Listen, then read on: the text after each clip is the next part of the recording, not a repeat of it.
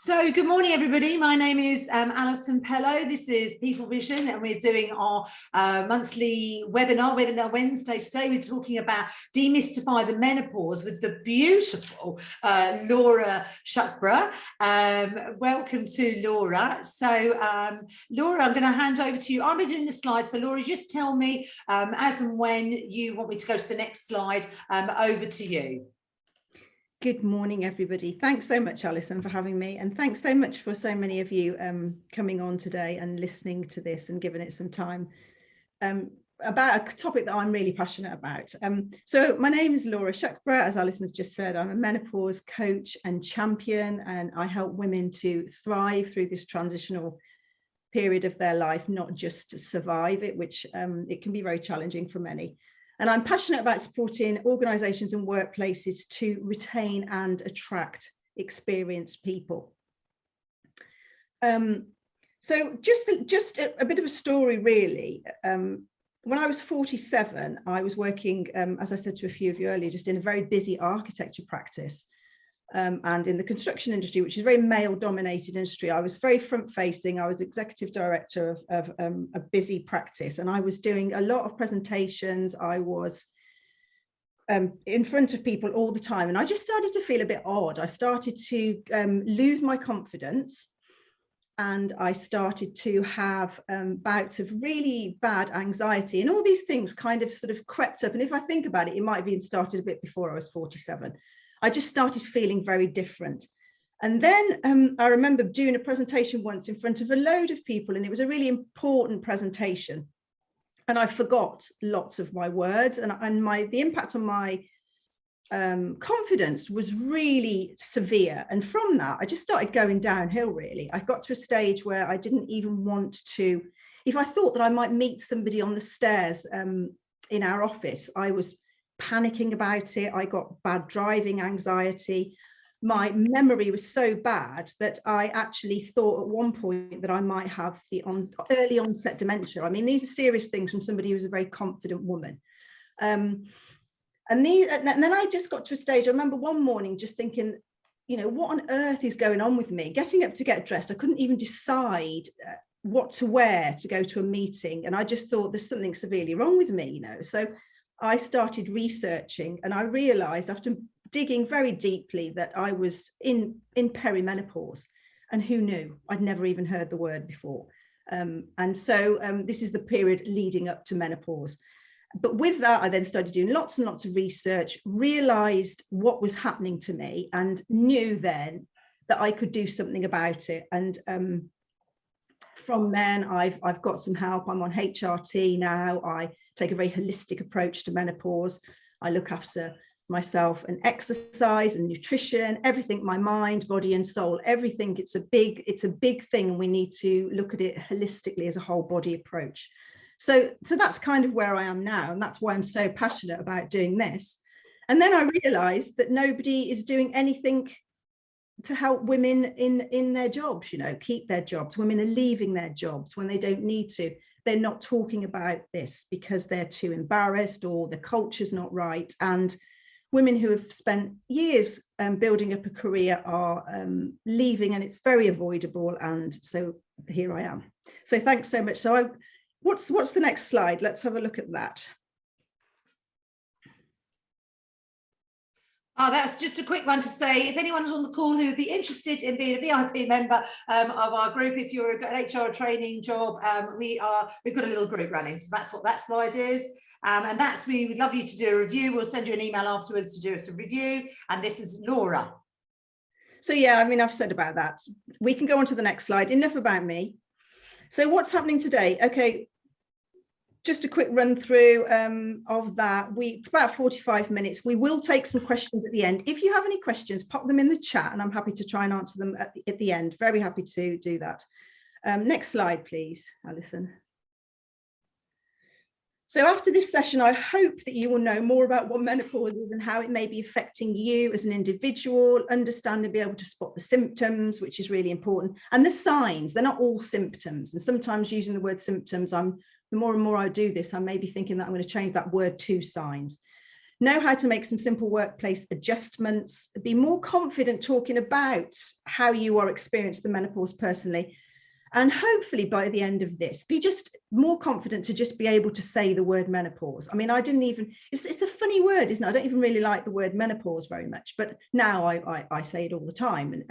But sometimes I think also because like I said, I was 47 when I went into menopause. We almost don't feel like we're old enough, and we live in a very ageist society. So saying the word menopause makes us feel older as well. And I think that is relevant too.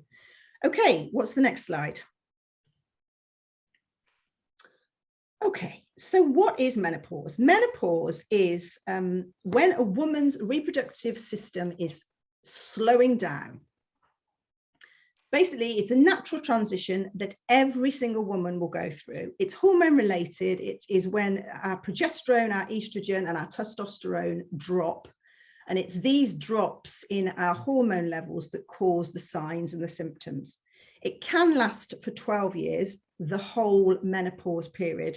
It is actually only one day. Menopause is one day when a woman has not had a period for 12 months or more. And then before that, it's perimenopause, which is the time that we usually see all of the symptoms and the signs. And this can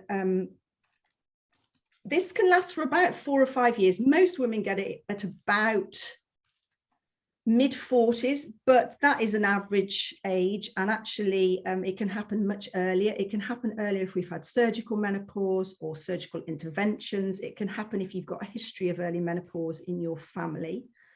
And I know a woman who is 25 who is in menopause. So it really, really does depend, but generally it's about 45 onwards. And actually, GPs would say, or specialists would say, that you are really in perimenopause once you reach about the age of 40. And then we can start to look at symptoms and signs and see where we are with that. And then after that one day of menopause, we're into the post-menopause. Post-menopause, you can still have symptoms, and these do get less, but we can still have symptoms. And the whole transition can last up to 12 years, as I've just said. Shall we have another slide? So yeah, it's not just women who are affected. Trans people can be affected as well. And it says here, trans is an umbrella term used to describe people whose gender is not the same as the sex they were assigned to at birth, and also intersex people. And actually, it's very important to know that for our organisations these days, which are much more diverse.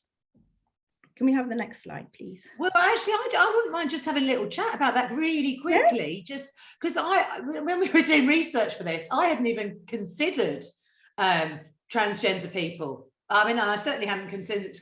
I had to look at what intersex meant, to be perfectly honest. I didn't know what it meant. So the fact that you know, I'm a person who's affected by this at this age, and this, you know, I just think that in itself is a really interesting point that nobody would have potentially have thought about. So yeah, I just think that's. I mean, it's rhetorical, really. I don't really need anyone else to agree, but.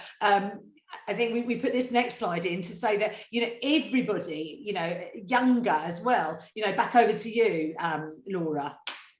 Well, yeah, I do think it's interesting. And to be honest as well, when I first started doing this in 2019, I didn't even, in fact, talk about those trans people or the intersex people until somebody actually mentioned it on one of my webinars. Yeah. And so it's important to include everybody. And actually, I know some people who actually do these and they talk about people, not about women. I haven't got quite that far yet, but you know, it's something to consider for sure. Well, I think that is right, actually, isn't it? That it is actually our language, you know, how it is, it's just a fast moving world, and all of these things that were taboos or not explored and not discussed, you know, definitely. I can imagine one of the ladies who was on the call that said they were in a male dominated engineering business. You know, these are really challenging discussions to be having with your colleagues. And also, I mean, looking at that slide as well, it doesn't just affect women who are, you know, kind of my age or your age, Alison. No. This is something that we need to be teaching people about. who are, 30 onwards, I think, even before that. I know things have changed. There's a wonderful woman called Diane Danzibrink, who is a menopause champion, and she's managed to get menopause onto the school curriculum. Yeah. And actually that's fantastic, and I think it's amazing. But I do think that it seems like an awful long time from when you're at school to when you get to menopause. And actually, if we can start talking to people who are around about 30 onwards, I think then they can keep the symptoms and the signs in mind and know what's happening to them, because our knowledge is power. And when we know what to do as women and people, we can then sort ourselves out, make changes for the better, manage our menopause. Well, I think a lot that's going on at the moment is to not make sweeping judgments about people because of their color, their age, their this, their that, their sexuality. And obviously I've sort of associated middle-aged women with grumpy, hot, sweaty ladies, so I'm as much a part of that generalization as the next person. Yeah. So there's some quite compelling facts here that I think are really relevant. That's 1 in 3 women in the UK are menopausal. Women over 50 are the fastest growing workforce demographic in the UK. Now that is, when I read that, I was astonished, actually. So this is now something that cannot be ignored any longer within workforces and within businesses. 8 out of 10 of us will experience noticeable symptoms. 65% said they were less able to concentrate. And then, the rest is written there. But if 88% of women and people feel that the menopause is affecting their working life, we have to put policies in order. We have to have that support there, so that so that we're not leaving our jobs. Yeah, absolutely. I mean, when you think, when I looked at those stats as well, be interested to see in the comments, people got some thoughts around those stats. My immediate thing was like, why is it the fastest growing? Why are we the fastest growing? And then I thought, well, we are a generation that suddenly were more permitted, if that's the right word, more allowed, more encouraged to be working parents, maybe a lot more single parents, and therefore a maternity policy, paternity policy. The world has allowed us brilliantly to continue with our working lives, where before women may, not all, but may have, had children, given up work and never gone back into the workplace. And I also think that we've got women of more, and if they went back into the workplace, they might have gone back in maybe part-time, more junior. I'm making big assumptions, I know. But, now we've got women who've worked all the way through their careers in decent big jobs, and they've got to carry on and be really responsible for other people. And they're not just in more junior roles, they're in senior influential roles where maybe it would be more highlighted when their performance isn't tip top consistently. Would you agree, Laura? Oh my God, yeah. That's why that it has to be taken in. Menopause symptoms have to be taken into account when people are having their end of year, oh God, what's it called? I've now got word blind. Review. An end of appraisal. Year. Yeah, appraisal for sure, because it's important. But then that's that whole thing of, actually, if we know and the support is there, people don't have to hide what they're going through, and then people, and then it can be taken. It's about honesty as well, and having an honest conversation, encouraging these honest conversations within workplaces. And how do we do that? Yeah, Natalie says, I work in the tech industry and there's a big drive to get women back into tech careers via tech returner programs. This could be contributing to that growth. That's great, Natalie. I'd be interested to know whether Laura and I could run a session on on awareness like this through that gateway, if that's something we could pick up early after the call. She says definitely. Great. Let me write that down. Right, back over to you, Laura. Can we go to the next slide? Sure, absolutely. Lovely. Okay, so let's get on to some physical symptoms. So let's just have a little talk about what we can see. So all sorts of different symptoms. I mean, we all know about the hot flushes. That's kind of like from when we were younger. I think that's the only thing I knew about menopause, but night sweats. So there's all sorts of different things though that happen. There's apparently now, I mean, I know there's 36 symptoms, but I think it's gone up again actually now to about 45 symptoms of menopause that can be related to menopause. Skin problems can be a real issue, changes in skin hormones, acne, adult acne. I had a terrible outbreak a few years ago and had to take antibiotics. My skin was so bad. Insomnia is probably one of the biggest barriers, I suppose, for working women when they are not sleeping and then they're going to have to go to work. And this leads to chronic fatigue, which has a massive impact on the way we function, the way we show up. Loss of libido, and things that we don't normally talk about, vaginal dryness, which is called vaginal atrophy. And this is a real problem for a lot of women and can be really painful and horrible. UTIs, recurring UTIs. I know lots of people who had those and they had no idea that they were linked to menopause. And actually, as soon as they did, went on HRT, these stopped. Then you've got things like tinnitus, weight gain, especially around the tummy, which is due to hormones. Heart palpitations are horrible, or heart flutters. Don't know whether anybody's had those. Another really big one that a lot of people in my Facebook group talk about is joint pain. And again, unless I highlighted this and you knew about it, would you ever consider that joint pain was to do with menopause? One of my friends just started having, couldn't even really walk down the steps without like having really bad aches, and went on to HRT, and she's actually much better now. And then migraines. I got an ocular migraine, horrible, debilitating migraine, which is to do with your eyes, and you get this sort of tunnel vision. It's really weird. So those are the physical symptoms, and there's probably more, but we are just like going quite quickly today with this. And then this is the interesting bit, I think, and something that we should be aware of that we usually aren't. It's a bit like mental health. There's lots of invisible symptoms that are happening within somebody that you can't see. And this is the problem when we're working. Anxiety is far and away the biggest thing that menopausal women suffer from. In my Facebook group, I ask people when they come in, what's the biggest thing? This is always the biggest thing. Anxiety is a horrible thing to go through if you've never had it before. And actually, and especially when you're, in these midlife years, it can be really frustrating and scary. Depression and mood swings, low tolerance to people and things. I think if you've been somebody who's had like bad PMT, or that couple of days coming up to your period, you can probably relate to this. But sometimes it can be so bad. It was one of my worst things. Panic attacks. As I said earlier, I had driving anxiety, another very popular thing that happened. Popular, I'm not sure that that's quite the right word, but reduced concentration. Prevalent, thank you. Reduced concentration at work, again, is a huge issue.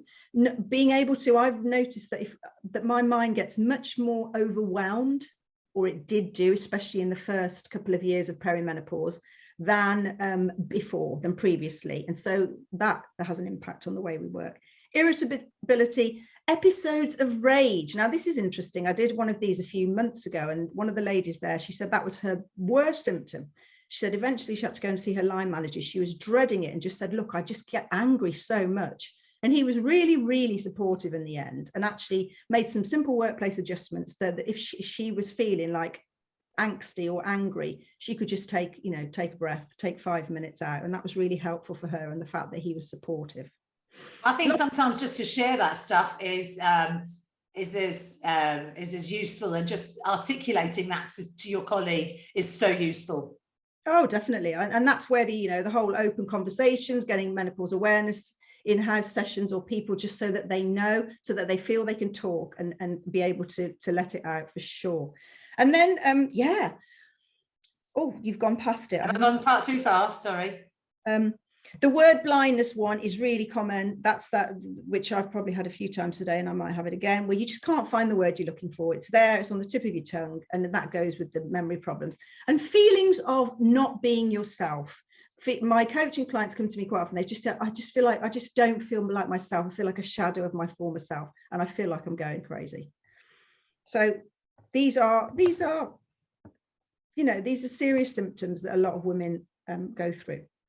So simple workplace adjustments, you know, what can you be doing at work or even at home? You know, now more of us are working at home. I think one of the biggest things is to be kind and be empathetic. If you notice a change in somebody's behavior, maybe, you know, ask them how they are, you know, what's going on. Do you need to have a chat? All of that kind of, like, you know, just being empathetic can help somebody so much. Offering flexible working conditions, which I think is happening more now because of the way we are working. And I don't know whether anybody else thinks this, but actually being able to work at home sometimes, if you are suffering from symptoms, can be really, really beneficial. But be good to know what you think about that in the chat. And then consider a room dedicated to a life of peace and quiet. Really important and really cheap to do. Just so if you're feeling like you're having a hot flush, if you feel like you just can't cope, just to be able to go and breathe and have a safe space to just take 5 minutes can just be the difference between being able to go back to work feeling on top of it again, or just, you know, without feeling overwhelmed. And then things like putting a desk by a window, make sure that desk fans are available, really easy to do. Thinking about uniforms because of the heat and the hot flushes. How can we make uniforms that are able to breathe, etc. And I just think becoming a menopause-friendly workplace is the way forward. You know, how can we do that? I love the fact that, I'm sorry, I can't remember your name, but you said that you were a menopause champion earlier. And if we can get more women who are menopause champions within the workplace, and men, it's the way to make real change, actually. So what can menopause look like at work? Well, the reduced performance and productivity is real, and actually if we can have those conversations, we can work around it and make oh god, I've got word blindness again now, but we can see what I'm talking about there with the reduced performance. Increase in absence, and this is really serious, and I've touched on this, that people are going absent, going sick, and quite often not telling the team or the organization why they are going off. And actually that's not helpful in terms of getting the word out there, and for the woman themselves, and also not for the organization, but some people just don't feel like they can open up about this. And again, you know, how can we help with that? How can we get it so that people can feel like they can be honest about what they're going through? Lack of focus and loss of mental sharpness and memory issues, really, really embarrassing sometimes, they really impact. All of this really impacts on your self-confidence. And I know that because I've been through it. And things like being tearful at work, or just feeling really emotional. I get very much more emotional in these years than I used to about sometimes the smallest thing. And then, you know, for organizations, if you are losing your experienced staff, the cost to recruit is very, very expensive. And so therefore it's just much better, I would think you would agree, that we need to keep hold of these experienced and wise members of staff. And I think if we can start having some support, some signposting at work, some help, some free advice, so whether that's through HR, whether it's about having like a poster on the, you know, in the staff room or on toilet doors or whatever, just highlighting the symptoms, you know, it might just help somebody who's going through that. Oh, you know, oh, that's what I'm feeling. And then it's much, oh, I think we've gone too fast again. Thank you. So yeah, so it could be HR, it could be signs on doors, and it's about having that open conversation, and just being able to signpost people, having those resources that you can signpost people to if they are suffering. Yeah, Lucinda says not all women want to flag up their own failings to anyone. Not that it's failings, even though it's just your personal circumstance, and not giving any menopause, not even a menopause HR person. So educating women ahead of perimenopause means they can go to their GP without having to even bring it up at work. I mean, absolutely. I think, you know, be one step ahead. Yeah, definitely. And I think a lot of women, even though, yeah, they might not want to talk about it, but then also, you know, I think it's on the other side of the coin. I totally understand where you're coming from, and I agree with that if that's how you feel. But I also think it's down to us individually, each one of us, to start being open about menopause, because it's something that our kids are going to go through. It's something that younger women are going to go through. We have to be the ones who are leaving that legacy, that it's not, you know, something to hide. That's what, you know, I think it's important.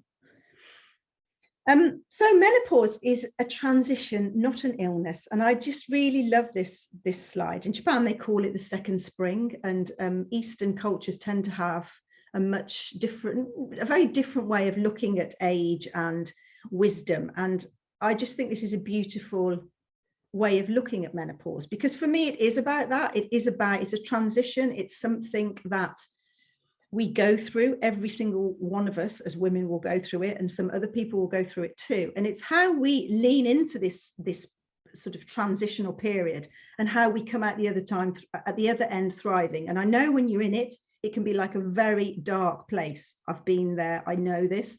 And I coach so many women who feel like they can't see a light at the end of the tunnel. And actually there is a light. I am now leading my best and truest life. I've done the work within the menopause, and I'm kind of heading out the other side now, and it's a lovely place to be. There's hope. There's hope. There is hope. There's definitely hope.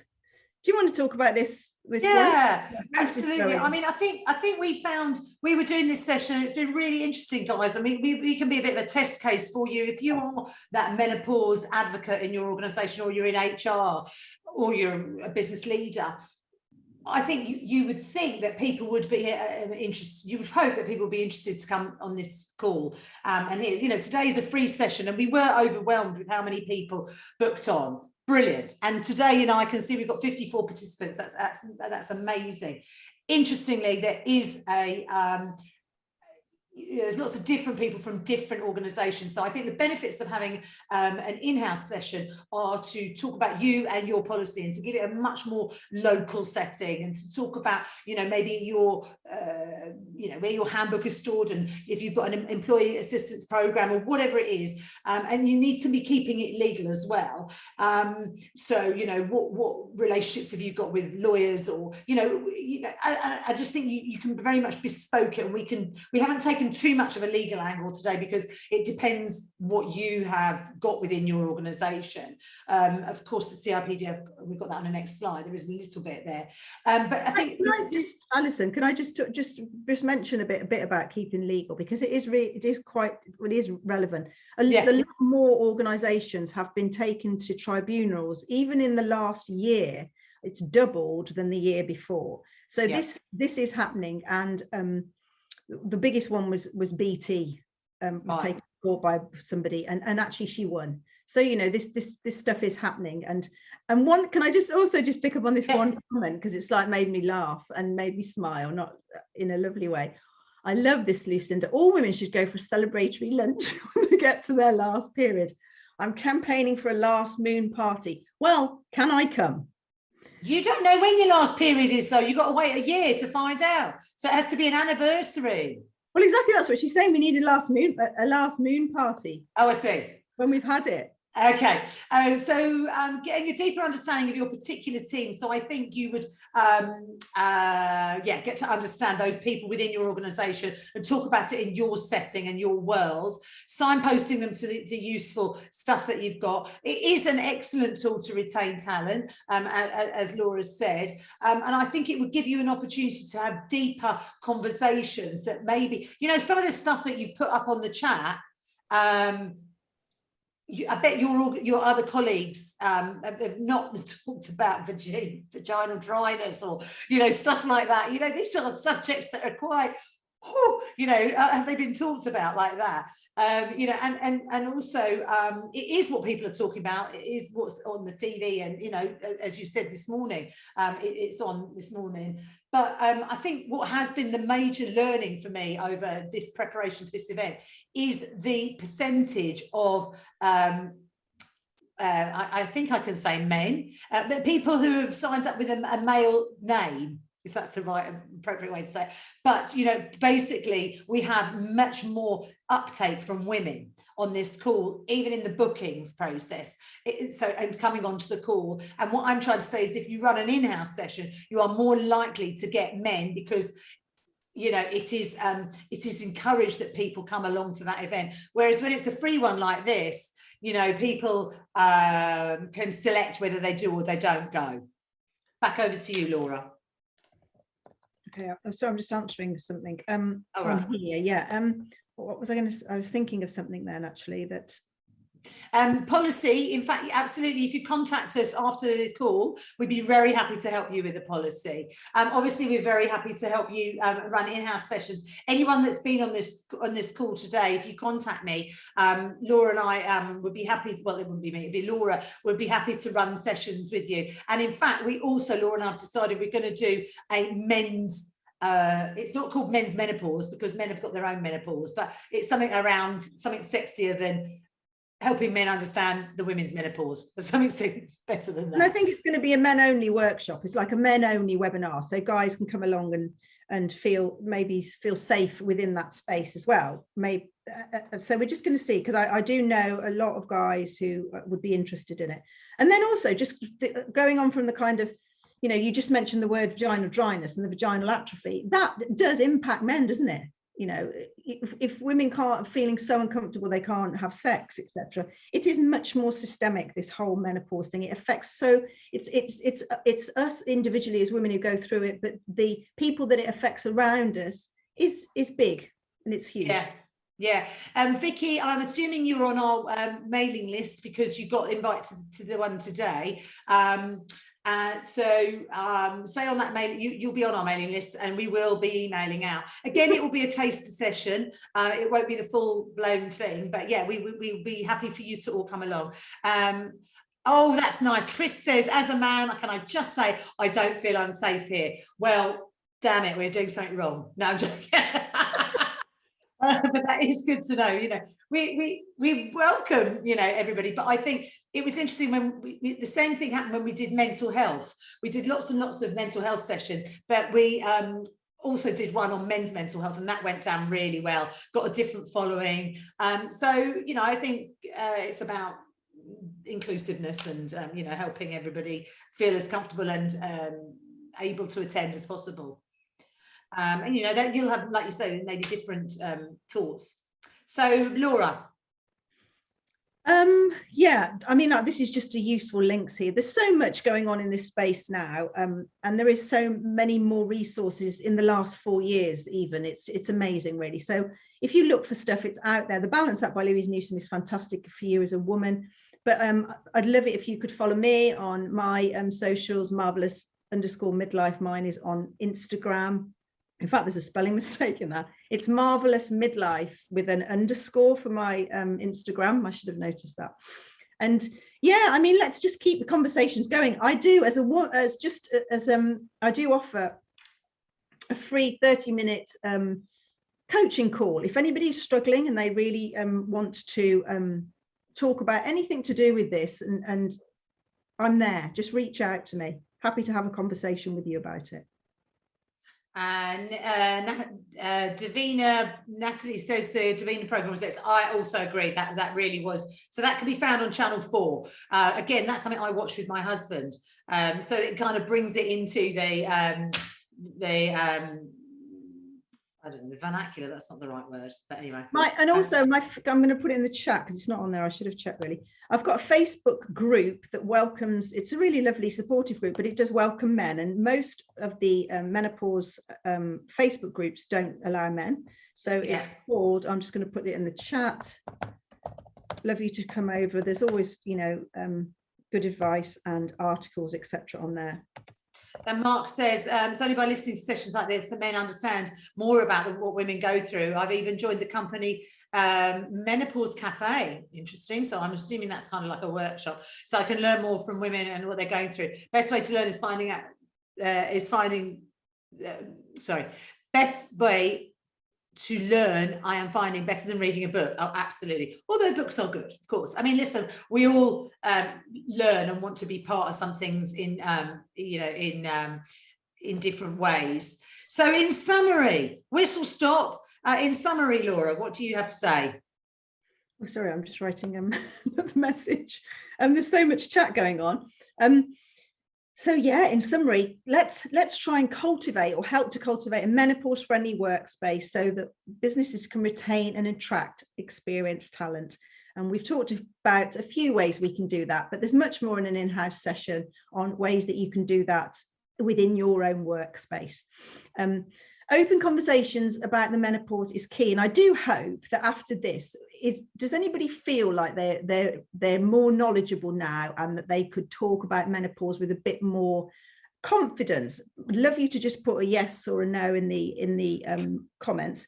And then training line managers, really, I find, is a fantastic way of helping support teams within workplaces. If line managers are trained, which I deliver as well, line manager trainings, to be able to spot the signs, to be able to have those sensitive conversations, it can make the difference between a woman staying in work and feeling supported or leaving. And let's help lift the lid on this once taboo topic. Now we had an idea, didn't we, that we could, because we think we could all share the love. You very kindly gave us a form of words that we could put on our social media. So I've just typed and pasted that in. So if you feel like you valued the session today, you could cut and paste this bit that I've just put into chat and tag us on LinkedIn or on your socials or whatever it is, or you could send that out. There's just some text there. What I could probably do is work out, I will send that in the debrief afterwards as well, so that you will get a copy of that text. So we seriously hope that you've enjoyed the session today. Any questions? I'm just going to stop sharing the screen and see. So Laura, before we close, are there any particular questions? Sorry, any particular final closing comments for you? And while you're speaking, if anyone's got any questions, they can put it on the chat. Yeah, I mean, I was just going to say, I'm happy to answer any questions, but I just think it's really, thanks so much for all the comments and just like the lovely feedback really on here and just engaging so much. So I think that's just all it's about really. And I just do want you to all know that there is help out there and you don't have to do this alone. Yeah, absolutely. So guys, we anyone, Gail says thank you, I don't feel like I'm going mad. Louise says reassuring to see so many of those signs on the list and be able to tag them to menopause. Thought it was me losing. Well done, Chris, by the way. Chris is Vicky Adams' boss and he signed up to do that, so good on you, Chris, and good on you, Vicky. And hello to Mark, because I know Mark, so thanks for that. Thanks for okay. Well, listen, Monique says, great session and thank you. Great work, Chris and Vicky, says Lisa. If there's any final questions, please do pop them on. If there's anything particularly sensitive, personal, do stay on the call right till the end. But I don't think there's anything else to say. Just spread the word. If you're interested in an in-house session, please do make contact with me. I've probably emailed you 62 times, and there'll be another email coming out. I'm sorry, there's no way around it, but that's the best way to communicate. So, final words from you, Laura. Just thanks so much. Keep flying the flag menopause and raising awareness, because I think it's better out. We talk about it. I mean, I think that's it. Thank you. Better brush up on your Aberdonian accent if you do a session here. Brilliant. Oh my God. Yeah, we'll have to do that. We'll have to brush up. I'm just putting just a couple of links in here as well. Brilliant. Okay, well, I'm going to stop the recording and say thank you very much to everyone for coming today. I really hope you've enjoyed this session. Stay on our mailing list and then we hope to send you more. And also, before you go, if there's ideas of different webinars that you think we should be running, not just about menopause or men and understanding the menopause, any other sessions, please do put them in the comments box. Can I just say one more thing then? Because another thing that I do as well, which is really popular, is like well-being around menopause and how you can manage the symptoms, like for women, like a women-only workshop usually, but men can come along if they're interested. And it's just how you can take agency yourself to help yourself to manage your own menopause. And those are really good. And I've got a nutritionist I work with on those as well. And she's brilliant, menopause nutritionist. And they can be really helpful, just some useful tips. So you are in the best place, you are resourced yourself to be able to go through this transition.